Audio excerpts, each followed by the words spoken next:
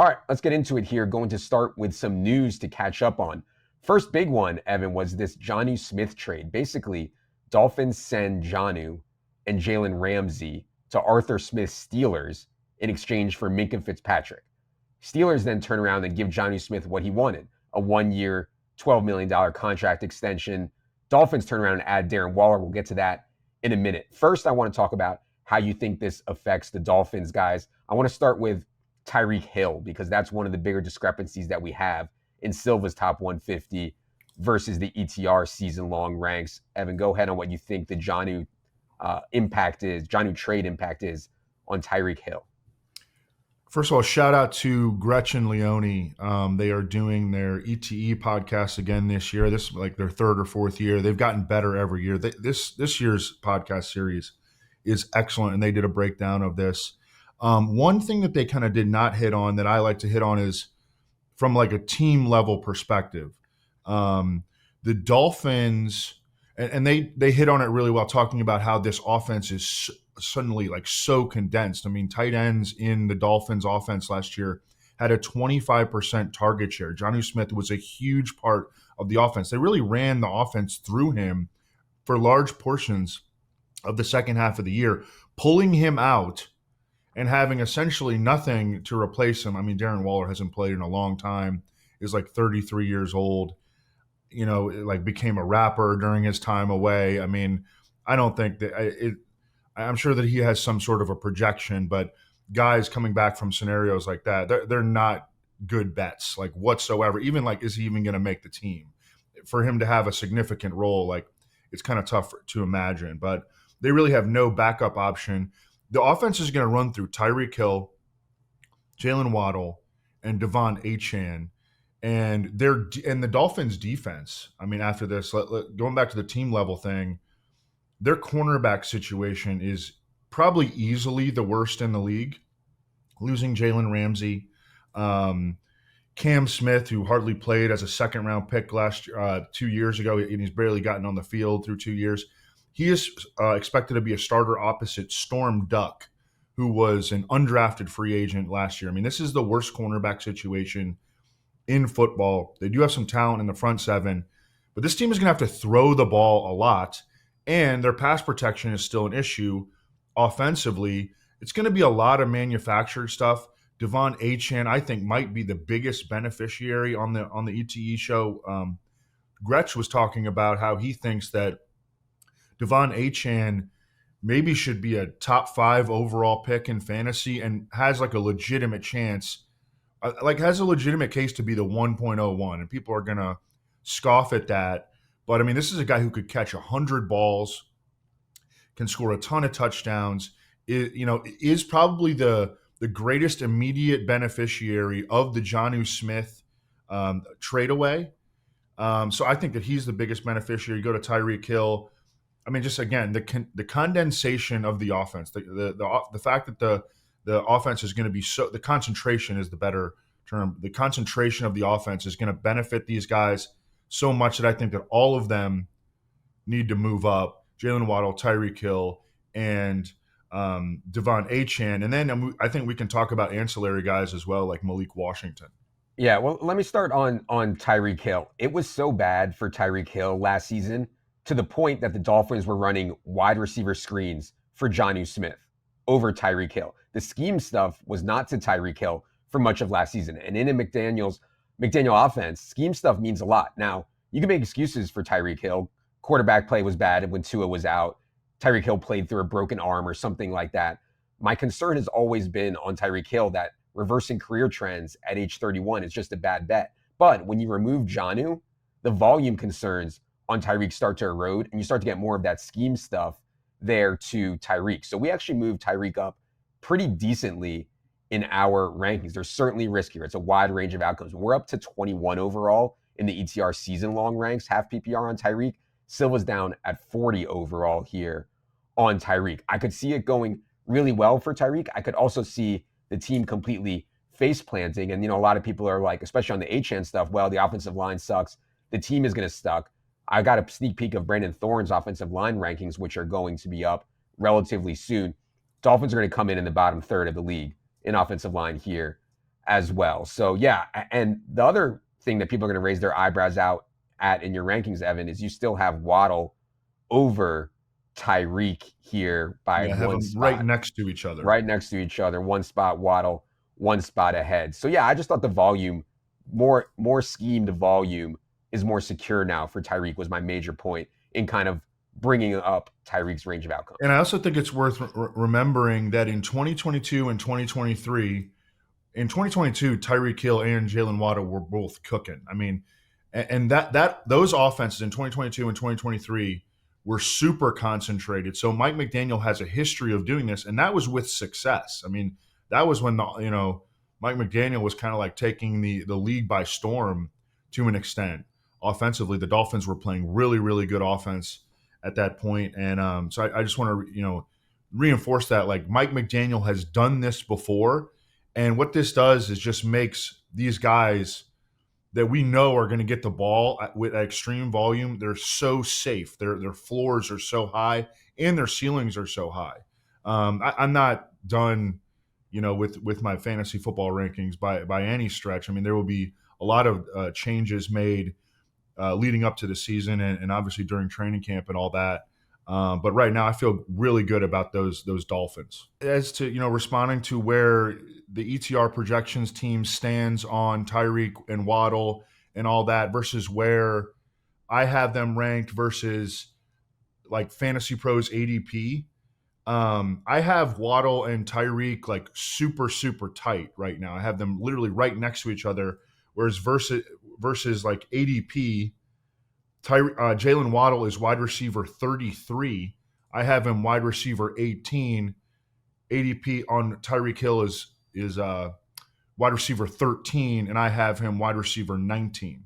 Right. So I just have him way tighter as opposed to ADP. Yeah, and there's going to be people out there that say Jalen Waddle's not that good, right? He's not explosive enough. Now, Jalen Waddle does have 2 seasons already. He's been in the NFL 4 seasons, has 2 seasons with 2.4 yards per route run or better. That's pretty elite. If Tua stays healthy, I do like the spot for Jalen Waddle, but I certainly prefer, I think the ceiling outcomes on Tyreek are just way, way better. By the way, Evan, I'm not sure you saw this video of Tyreek running the 100-yard dash, 10.1 second 100-yard dash for Tyreek. Gives me at least a little bit of hope that he still has that long speed that he certainly needs. Yeah, I think that he'll be able to run really fast until he's like 45 in a straight line, for 10 seconds. I mean, I think that he'll be able to do that for a long time in his life. Some people are just blessed with speed. You remember Darrell Green could win the fastest man contest at like age 40, was still running faster than Deion Sanders and all that. Like, I have no doubt that Tyreek Hill can run fast in a straight line for 10 seconds. No question. And that's obviously confirmed by his 100-meter time. Okay. I want to talk about Achane just a little bit more. So Achane got there as a rookie by averaging just an absurd 7.8 yards per carry. Then he gets there last year, not on absurd yard per carry, but on ridiculous pass catching role and on real volume. Now, one more Achane stat here. He only had 5 runs of 20 plus yards last season. That was tied for 22nd in the league. I bet that is fluky. He's going to break more long ones in 2025. People push back on that saying, oh, why is last year the outlier, not his rookie year? I mean, long runs is Devon Achane's profile. He ran 4.3 coming out. That's what he is built for. People blaming offensive line and stuff. I still think Achane's going to break big runs. And so we're at 15 overall in Achane right now. Evan's at 14 overall here on Achane. Yeah, and actually, I think I'm going to move him up just to get him past Chase Brown and have him 13th overall. I have Chase Brown and Devon Achane right next to each other. I think you could go either way, but I think that this move, the more that I've thought about it, I think I'd rather have Devon Achane than Chase Brown right now. Okay, for the best ball people out there is a debate between Malik Washington and Nick Westbrook-Ikhine. Malik Washington, I thought was a reasonable prospect who slipped to the 6th round, possibly because of injury concerns. Did flash a little bit down the stretch last year. You can throw scheme targets to Malik Washington, similar to what they threw Jonnu last year. Nick Westbrook-Ikhine, of course, last year had that huge, absurd outlier touchdown rate. Everybody thinks he's good. I'm not so convinced. I wouldn't draft either one of them, I don't think, in any type of season-long setting. In best ball, I don't think I am either, but if I was to draft one, it would probably be Malik Washington. Evan, any thoughts on those guys after the Jonnu trade? Yeah, I think we're gonna have to feel our way through camp to really determine that. But I like Malik Washington. I mean, some of the guys that we trust leading up to the draft last year, Matt Harmon, Mike Renner, they liked Malik Washington as a prospect. Malik Washington's 5'8", but he is 180 pounds. He's built thickly for a 5'8" guy. He made a little bit of an impact in the final month of last season. He averaged like 45 yards a game over the last 4. So, I mean, he was not a complete non-entity last year, and it's not going to be consistent, but somebody's going to get some other than these big three. I mean, they have like the triplets right now on paper in Tyreek, Jalen Waddle, and Devon Achane. Someone else is going to make at least a little bit of an impact. I kind of like it to be Malik Washington. Okay. Sounds like Evan's pretty much out on Waller. We're pretty much out on him in the rankings. Also, he's pretty buried there. I could see if he makes the team and has his head on straight, a spike game or two. And like the bar to clear at late round tight end is not high. It's just, as Evan said, Waller's had mental health issues. He's only played in 32 games over the last 4 years, battled tons of injuries between 2021 and 2023. So I'm not drafting Waller in best balls, certainly not season long either. But I just want to note that the bar is not high for late round tight end whatsoever. And he's old. Like he actually did come back from a season where he sat out an entire year early in his career when he was like 25. I mean, he's like 33 now. It's just it's a really poor bet for him to really do anything. All right. Let's go to the Steelers side. Yes, Arthur Smith clearly loves Jonnu Smith, but that doesn't always translate to fantasy. Jonnu has played with Arthur Smith 3 seasons. He's never seen more than 70 targets in those. Evan is at 138 overall on Jonnu after this trade. ETR ranks are down at 164 overall on Jonnu Smith after the trade. How do you think this goes in Pittsburgh with Jonnu and Freiermuth there, Evan? And Darnell Washington. I mean, they've got 3 tight ends that they can play. And they've got like no number 2 receiver. I guess they're considering Calvin Austin their number 2 receiver right now behind DK Metcalf. It's just such a weird dynamic across the board in Pittsburgh this year with Aaron Rodgers going there. I don't think that he's a particularly good match. Like DK Metcalf is not the type of receiver typically that, he's not like a trust receiver. Aaron Rodgers has always been a quarterback who relies a lot on trust. Jonnu Smith is a manufactured touch kind of tight end, has always been great run after catch. How much is he going to end up playing? I'm not sure because they can play 3 tight ends and Pat Freiermuth is good and Darnell Washington can block out the sun. And I don't know, it's just a really, you got 2 running backs that, everyone's kind of debating in Caleb Johnson and Jalen Warren. I don't know how this entire situation is going to go. Jonnu Smith, I think I still have him like tight end 12 or tight end 11 or something like that. But he is not. I mean, in Miami, he had a chance to be a top 5 tight end, no question. And now he's maybe a fringe starter, maybe. Yeah. I think it's a really big hit here for John. Just like there's no explosiveness in the offense like there is in Miami where you can go out and catch 10 balls, get into shootouts. That's not the way that it's going to go in Pittsburgh here. And the Dolphins are set up to have a ton of pass attempts this year, and that's not what Arthur Smith does. I mean, the Steelers could have 200 fewer pass attempts than the Dolphins this year. Yeah. So that in and of itself is a huge blow to Jonnu Smith's outlook. And on the Pat Freiermuth stuff, shout out Penn State, first of all, obviously. However, unranked here for Silva, we're down at 231 overall now on Freiermuth. Still think he can be a really good touchdown scorer, but that's going to be a really tough bet to make here on Freiermuth. And yeah, I don't think really draftable here at this point. Anything else on this trade, Evan, before we move on to some other news for you? I think we largely covered it. All right.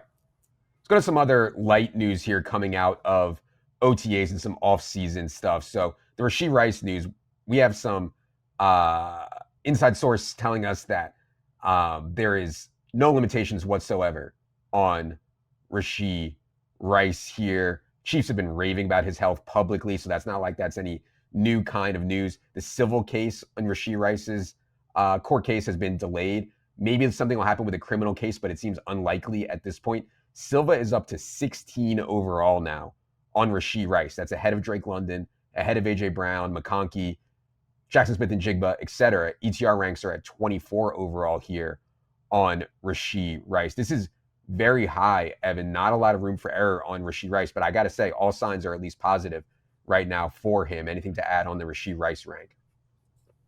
Including the playoffs, over his last 17 games, Rashee Rice has 108 catches for 1,243 yards and 8 touchdowns. Like, he is awesome. He plays a super high percentage role in the middle of the field for the Chiefs offense. I think that this Chiefs offense I'm expecting them to take a step offensively. Their offensive line, I think, has more talent than it's had in years. They've got a really sexy 3-receiver set in Xavier Worthy and Rashee Rice and Marquise Hollywood Brown. I think they're going to score more points than they have in recent seasons, and Rashee Rice is going to be the focal point of their passing offense. No health limitations. Still some off-field risk. I think there was some story that came out yesterday that he hadn't settled his – I don't know. Can you speak about that? Yeah, I think it was related to the civil case, not the criminal case. So we're still waiting for information on the criminal side of that case. So we'll see. I still kind of don't trust Rashee Rice off the field entirely, but on the field, I mean, his projection should be really, really high. And again, I think that this offense, the Chiefs offense, can take a step forward from one. It's kind of gotten boring in the previous 2 or 3 seasons. I think they can get back to being really explosive this year with all the weapons that they have in the offensive line upgrades. Yeah, hopefully you guys listened to Market Monday. I spent a bunch of time talking about Chiefs pass game and my thoughts on it on Market Monday. I do think that there's more target competition here than Rashee Rice was like set to see when he was kind of going off. Xavier Worthy broke out a bit down the stretch with a lot of short area stuff. You have Kelsey coming back, of course, and Hollywood Brown back as well. So I love Rashee Rice. It's just, you're asking, he's going to have to get all that short area volume when he's being compared to guys like Drake London, A.J. Brown, McConkey, etc. But I have nothing bad to say about Rashee Rice. He's just expensive at this point is the bottom line. So speaking of the Chiefs, Travis Kelce entering his age 36 season. Last year, Kelce played 84% of the Chiefs snaps. Andy Reid had a quote said, he's not really feeling the need to cut back on Kelce's playing time. Reid said it'll be similar to last year about Kelce snaps. He's in great shape right now. Now, Andy Reid did go on to add something like, hey, listen, if we need to get Travis Kelce some rest, we will. My take on Kelce has been, I still think he can have single game spike weeks, especially in the touchdown department. I don't think he's going to see huge volume here, especially with Rashee Rice, Hollywood Brown, both back. And as I said, Xavier Worthy coming on as really young, we're up and coming receivers. So we're at 89 overall on Kelce. Silva's at 106 overall in his ranks on Kelce. Any thoughts on that quote, Evan, or Kelce's outlook for this year? Yeah, I have him tight end 8 right now, behind Jake Ferguson, who I like a lot, by the way, this year, and just ahead of Tyler Warren, who I have up to tight end 9. You know, you talk about the target competition. I'm in Kansas City being stronger than it has been, and that's absolutely true. I think that's more likely to affect a guy like Travis Kelce, who's 36 years old, than a guy like Rashee Rice, who I think is going to be like the centerpiece of the Chiefs passing attack. This is, again, the strongest 3-receiver set the Chiefs have had in years. They showed a willingness to play Noah Gray an awful lot last year, and I think that he delivered on his opportunities. They gave him an extension. The coach speak is nice on Travis Kelce. The dude's 36 years old. If you look at the way that he's performing on the field, he broke 3 tackles all last season. Yeah. So he's just not going to be a priority. I think that, on red zone plays and things like that, I mean, maybe he could get there to an extent. I think that the way that he gets to tight end 8, which is where I have him, is he scores 7 touchdowns. Yeah. But he's not, going to come anywhere close. He used to be like a 100-yard guy at tight end. That was a huge, huge difference maker. He's not going to be anything close to that anymore. Yeah, and so when you start talking about touchdown-dependent tight ends, the price is very high, right? I can get a touchdown-dependent tight end later, maybe in someone like Evan mentioned Tyler Warren. What about Tucker Kraft? What about Evan mentioned Jake Ferguson, Dallas Goedert? All these guys go way later than Kelsey. And so Kelsey is certainly not a priority target or a target really for me at all right now where he goes. Speaking of Tyler Warren, report from Colts beat writer out of OTAs. The quote was, "It was practically impossible to watch a Colts practice and not notice how often Tyler Warren touched the football. Any doubts about him having a notable role were erased in the first week of OTAs when he could be seen running drag routes or matching up with linebackers in the middle of the field." We're up to 111 overall here on Tyler Warren. Evan is at 124. I got to say, Evan, if he's used the way he was used at Penn State, which was a ton of scheme stuff, quick hitters, you can really rack up catches in that role and fits nicely on full PPR stuff like DraftKings best ball. Sounds like you are also moving Tyler Warren up here. Evan, any more thoughts on him? Yeah, I had him very conservative as tight end 14 in my May 150, my late May 150, and I moved him up to tight end 9, partially because of that quote, partially because I think that with all the stuff going on with Anthony Richardson, I think we're going to get Daniel Jones at quarterback for the vast majority of the 2025 season. And I think that you can tell yourself a story to where the Colts, they can kind of make it work with Daniel Jones, because Daniel Jones can run a little bit. He's absolutely going to be a higher percentage passer than Anthony Richardson, which is huge for all the pass catchers. And the way that the Colts build their offense, they can kind of make it work on paper. I think that Shane Steichen is smart enough to make it work, where a lot of high percentage stuff, a lot of handoffs to Jonathan Taylor, manufactured touches to Tyler Warren. You could give him handoffs. He had awesome rushing stats in college, like a legit threat as a runner.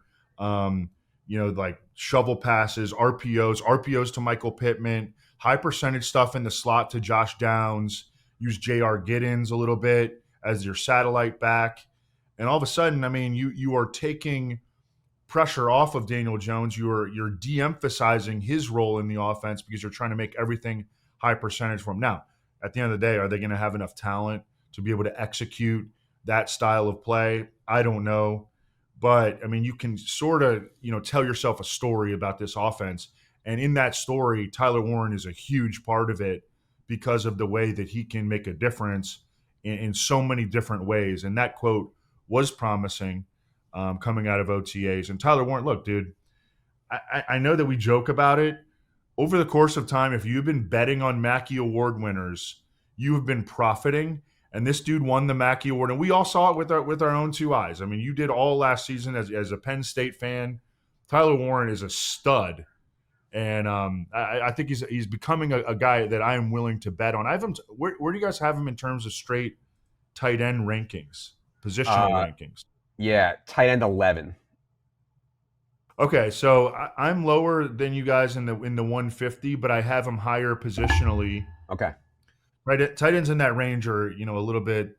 It can be ambiguous as to where they rank in a 150 as opposed to like a positional ranking.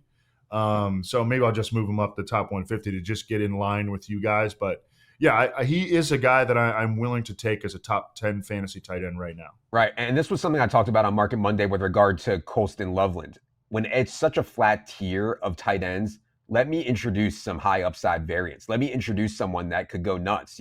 Who's saying that Colston Loveland or Tyler Warren can't go nuts? I don't think Evan Ingram or Dallas Goedert, I like those guys. Evan Ingram's okay. Dallas Goedert I like Jake Ferguson just like Evan, but I don't think they're going completely nuts. Look at what Sam Laporta did with Ben Johnson. You can see outcomes here where Tyler Warren and Colston Loveland hit in a big way. And so I think it's a kind of a different bet and probably a better bet than a lot of these other tight ends that go in this range. All right, sticking with rookies here. I know we've talked about Travis Hunter a lot. It remains to me one of the most interesting and maybe important stories in fantasy. How much offense will Travis Hunter play? Latest quote was, this was from GM James Gladstone. Our understanding that Travis Hunter is most naturally comfortable, most naturally in tune on the defensive side of the ball. So we wanted to load him up offensively throughout this window. He's talking about OTAs. Load him up offensively throughout this window to ensure that by the time we got to training camp, we had a runway built up on that side because there's so much more nuance. In other words, what he's saying is they feel pretty good about him on defense. They wanted to get Travis Hunter more work on offense during OTAs and mini camp. So we've continued to take him down in the ranks. I've been more out than in on Travis Hunter. Talked about that a bunch in the player by player takes up on the site for best ball subscribers. But yeah, Evan, any reaction to the latest Travis Hunter quotes and outlook here? Yeah, I mean, there have been a lot of Travis Hunter quotes, period. I mean, you got Tony Khan out here commenting on his role. I mean, he gets asked on the Rich Eisen. You got James Gladstone. You got Liam Cohen. I mean, everybody's being, because I mean, no one's ever seen a guy play both ways. Well, at least not in a long time in the NFL. And so there's just going to be a lot of quotes, period, because this guy is a freaking unicorn. And so, are we going to react to every quote? I don't know. I mean, obviously his role, it's funny. He won the Bolitnikoff Award as the best wide receiver in college football last year. And we're acting like, maybe might be an issue with him playing wide receiver in the NFL. Like, I don't think so. Now, does he play 40 snaps a game? Does he play 60 snaps a game on offense? How does that go? Like, the Jaguars are going to determine that. But yeah, I mean, we're there. There's a lot of uncertainty. I get it, but I mean, at the end of the day, like this dude is a baller and someone that I kind of like want to bet on. I will say that drafting Travis Hunter in a best ball with the way that these Jaguars officials are talking about his role, maybe being week to week, drafting him in a best ball is going to be a lot more comfortable than drafting him in a redraft league. I mean, no questions asked about that. Yeah, so in the season-long ranks, Evans at 47 overall on Travis Hunter. We're down to 60 overall here on Travis Hunter. But, I could see this going a ton of ways. Let's say he goes out and he starts dominating at wide receiver. How can they keep him off the field at wide receiver? It's not like they have a ton of options behind Brian Thomas Jr. I like De'Ami Brown, but the guy's never had more than 40 targets in a season in his career. So, it could go a lot of different ways. We'll see. It's scary to me right now to kind of burn a third, fourth, fifth round pick on Travis Hunter. I think that the way that we're going to see it work out is we're going to see De'Ami Brown be like that sacrificial X receiver. We're going to see Brian Thomas used a lot more inside. He was awesome as a slot receiver this past year.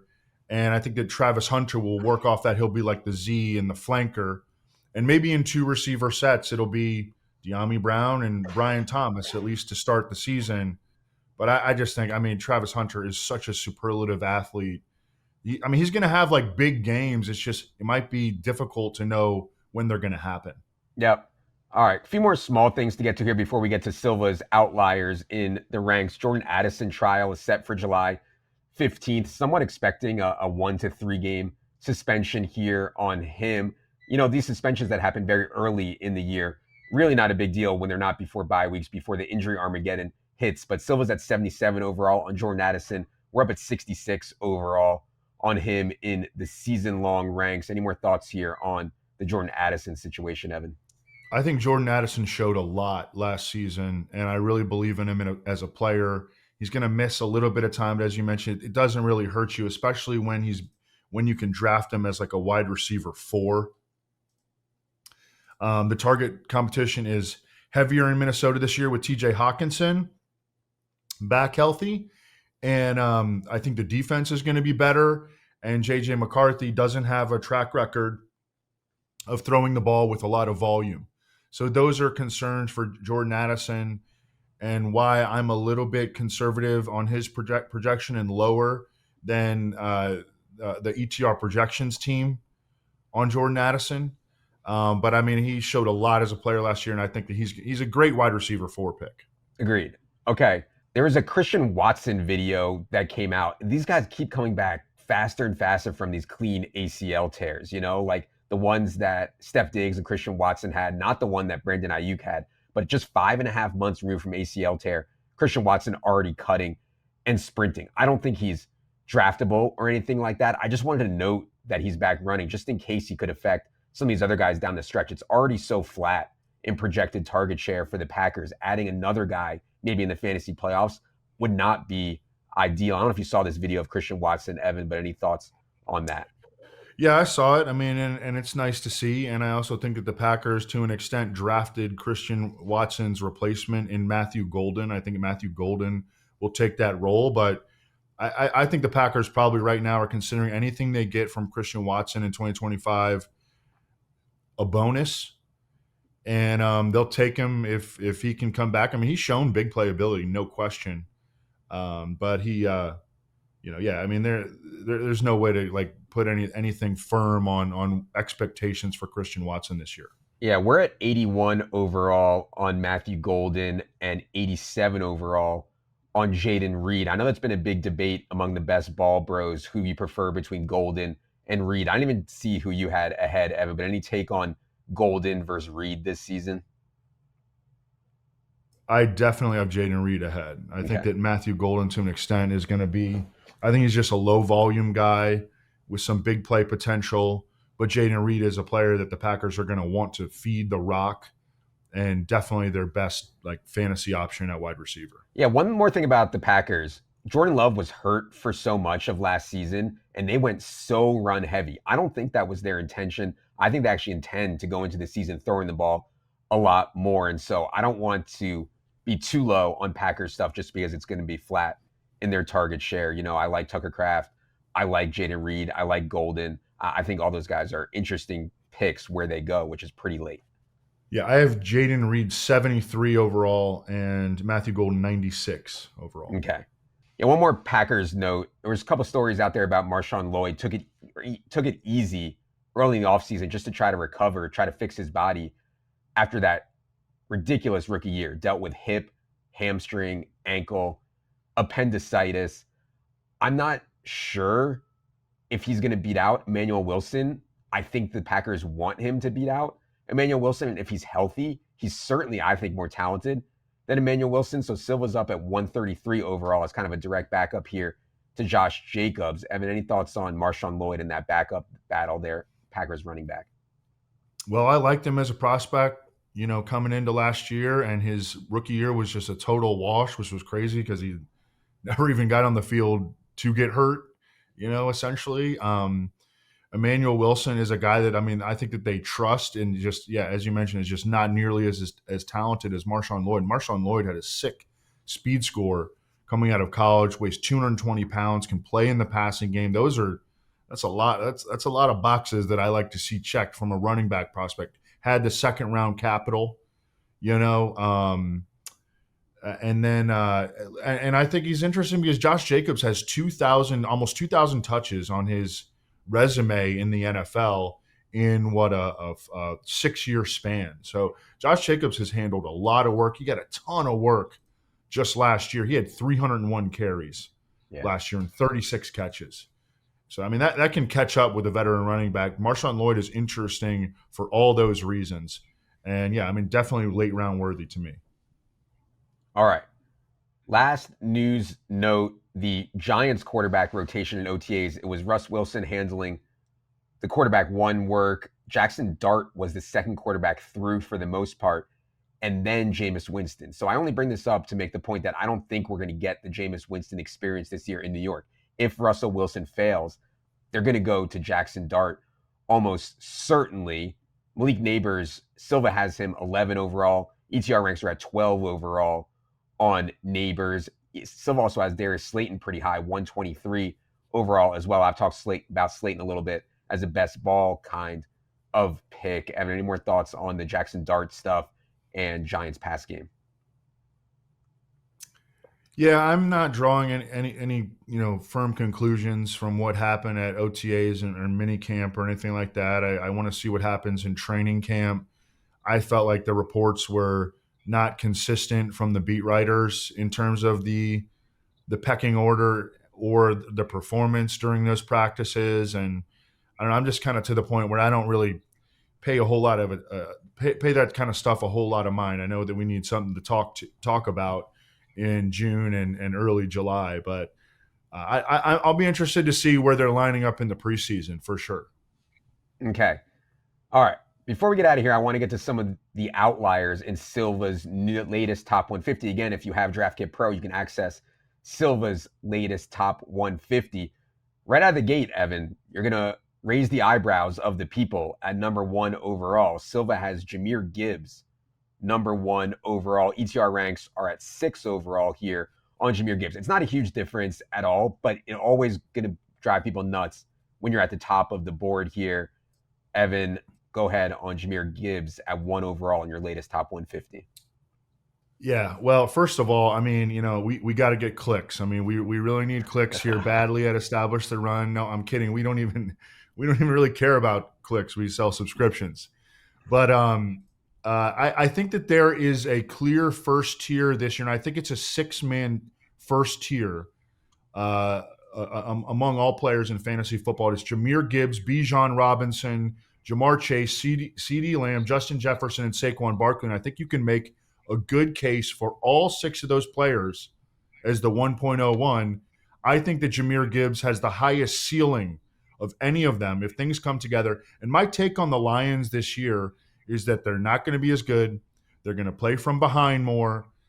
They are not going to be as widespread in their ball distribution as they were under Ben Johnson, where they could just kind of do whatever they want, throwing touchdown passes to backup offensive linemen and things like that.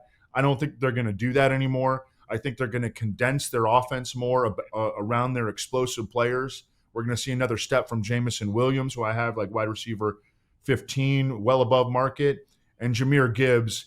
I think that this is a Jamal Charles, Thomas Jones sort of situation where Jahmyr Gibbs is so much better than Dave Montgomery.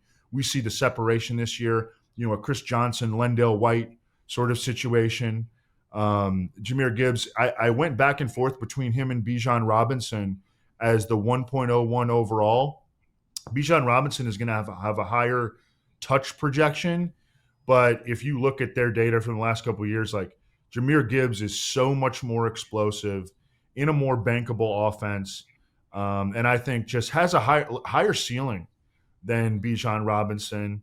But again, I think there are 6 players that are worthy of that 1.01 pick. Right now, I'm on Jahmyr Gibbs. Yeah, so the only thing for me on Gibbs and what people are going to push back on is you take a guy 1.01 overall, and then you watch him get taken out near the goal line for David Montgomery and lose some touchdowns there. Other than that, I totally agree with you. And again, it's not like we have him so far behind. In full PPR, I think you can make a better case for Bijan and Jahmyr Gibbs over Saquon Barkley. We do have Saquon Barkley in the ETR ranks, number 1 overall. Evan has him 6th overall. I think in half PPR, more touchdown heavy formats, Saquon at 1 does make sense to me. He did get tackled at the 1 a ton last season, leading to a bunch of Jalen Hurts stuff. You could see that regress some of the more rushing touchdowns here for Saquon. Offensive line is obviously very much intact. So I feel good about Saquon at 1 overall still in half PPR, but yeah, very flat. That's fair enough. I think that Saquon Barkley is going to be the 1.01 in a lot of, in a lot of drafts. I mean, he's going to go as the 1.01. And I understand that. This guy had, including the playoffs, had 420 touches last year. And both Jahmyr Gibbs and Bijan Robinson are 5 years younger than Saquon Barkley. So, I did not have success fading Saquon Barkley last year. That hurt me. I'm going to go back and I'm going to do it again this year. I'm going to double down on that because I can get running backs ahead of him that are a half of a decade younger and didn't have 420 touches last season. And I've come to the point where I feel comfortable doing that. And if it hurts me again, so be it. But I think that's the smart move. Jahmyr Gibbs and Bijan Robinson over Saquon Barkley, albeit they're all in the same tier.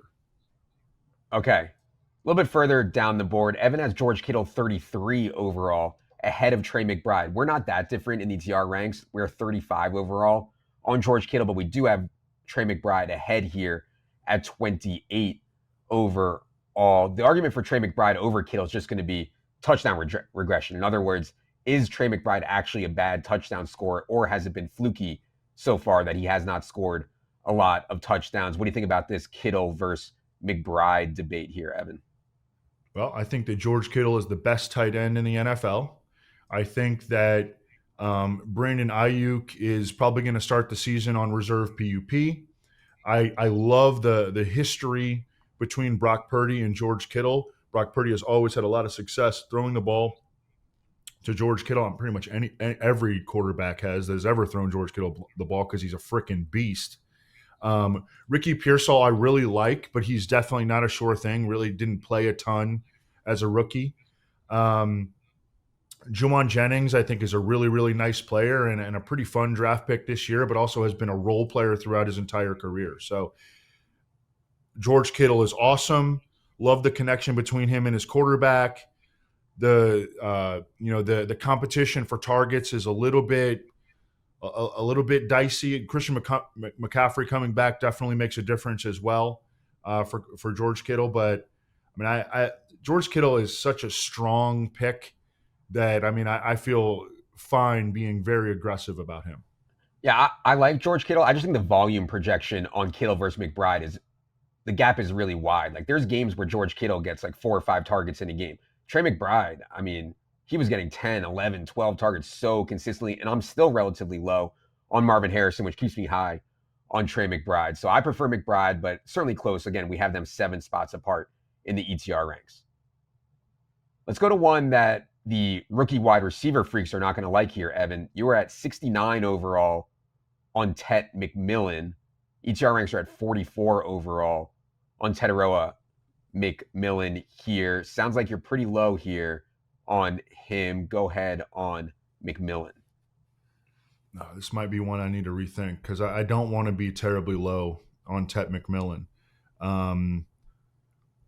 I think that the Panthers are going to run the ball quite a bit. There were, I would say, conflicting opinions about Tet McMillan. We went through all that stuff leading up to the draft, but a number 8 overall pick with, I think, an ascending quarterback. I don't want to be that much lower on Tet McMillan than the ETR ranks. So I think this is one where I'll probably make an adjustment. Yeah, and, really clean path to playing time and targets for Tetaroa McMillan here. And like I said, I've said a couple times on the podcast, Bryce Young over the final half of last season was a top 10 quarterback in the league, real life, had some really big fantasy games as well. From like a receiver distribution standpoint, I think it will be Tet McMillan as the Panthers' X receiver. Xavier Legette will be their sort of like, Debo Samuel kind of gadget guy, Z receiver. And then they have 2 candidates in the slot in Adam Thielen and Jalen Coker. I think it'll be Thielen to start. Okay. This Jaguars running back situation continues to be pretty important. I just wanted to update Silva's latest ranks there. Travis Etienne, 83.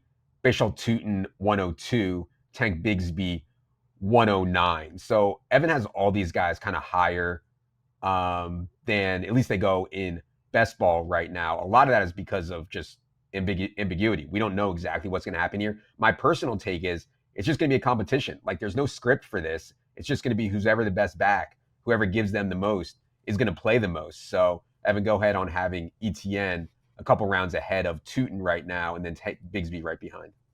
Well, I think that this is a really important position. I want to take shots on Jaguars running backs because I think that the Jaguars have a chance to score a lot of points. I mean, I'm really high on Trevor Lawrence compared to ADP. I'm higher on Travis Hunter compared to the ETR rankings.